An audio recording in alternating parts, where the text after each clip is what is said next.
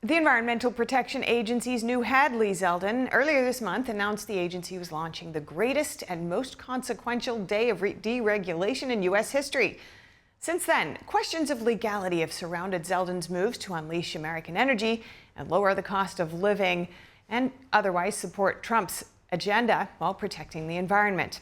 Following this all closely is Epoch Times reporter Kevin Stocklin. Good to have you with us, Kevin. The EPA Thanks announced for having me. 31 actions that would roll back regulations and taxes. What are some of the key changes, and what are supporters of these changes saying? One of the most consequential, perhaps the key change that he's looking at is revisiting what's called the endangerment finding. And this is the basis for agencies like the EPA and also the Department of Energy to regulate the auto industry, power production, airlines, home appliances, water heaters, everything else to reduce climate change. So he has really targeted that entire effort, and he says that there could be trillions of dollars of savings for Americans in reducing these regulations. And I want to dig into the legality of the arguments behind this, but environmental groups are opposing many of these changes. Could you lay out some of their opposition? Sure. Well, the question fundamentally is whether carbon dioxide and other greenhouse gas emissions amount to a pollutant that can be regulated under the Clean Air Act. The Supreme Court in 2007 argued that it did, and environmental groups are going to focus very closely on this decision. And then 2 years later, under the Obama administration, the EPA passed the endangerment finding, which said that that CO2 emissions were a hazard to public health, and that therefore they needed to be regulated by the EPA under the Clean Air Act. So, environmental groups are going to challenge any action taken by the Trump administration to revisit or overturn this endangerment finding, which really is the basis of all climate regulation in the United States today. And what do you expect to happen? You've been speaking with various legal minds about this specific topic. What do they expect? Well, there will certainly be challenges. They'll probably end up in the DC Circuit Court, which I think will probably rule favorably for environmental groups that they cannot overturn the endangerment finding. But I think ultimately this will go to the Supreme Court. Now, for the past 40 years, the courts have generally shown a lot of deference to agencies in two ways. One, that the courts have deferred to them, it's called Chevron deference, to determine their own authority, what authority they have under the establishing documents that Congress set up when they established them, and two, their scientific findings. But we have seen a major change in the court system, particularly with a lot of justices nominated by Trump in the last several years.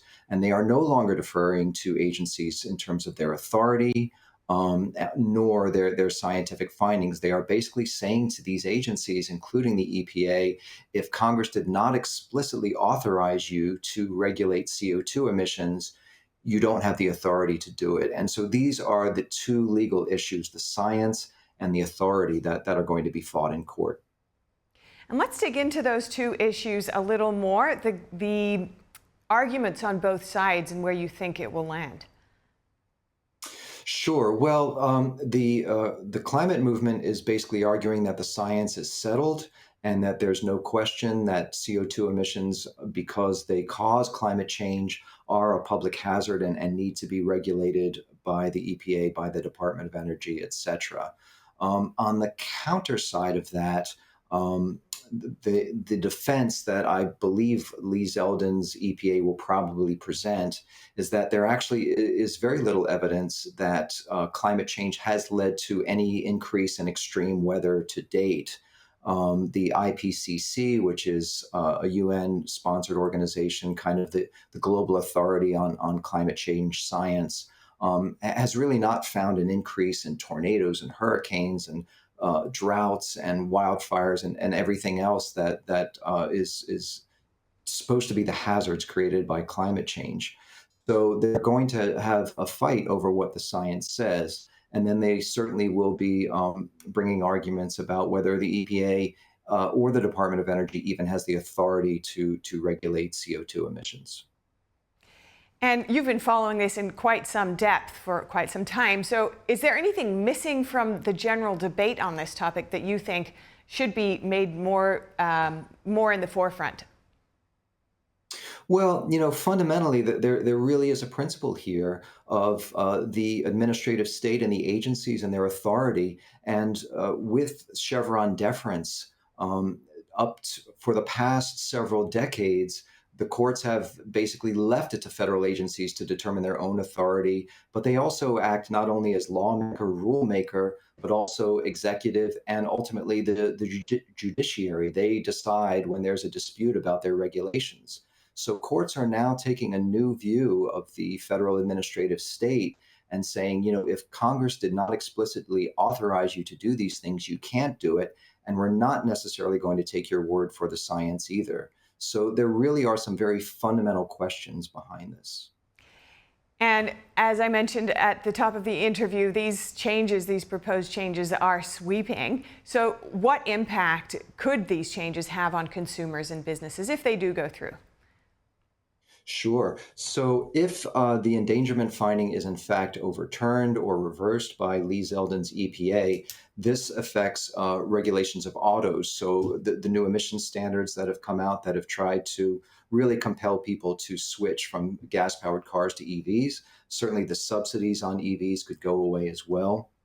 All of the regulations on power plant emissions. So we are seeing, for example, coal power plants being phased out because of these regulations. All of that goes away. Regulations on aircraft emissions, that affects the airline industry. Certainly there have been regulations on appliances, dishwashers, refrigerators, et cetera, and hot water heaters. And so all of that would go away as well. So it really is a fundamental change to regulation. Watching it closely. Thank you so much for your time today, Kevin Stocklin from the Epoch Times. Good to speak with you. Thanks, Stefania.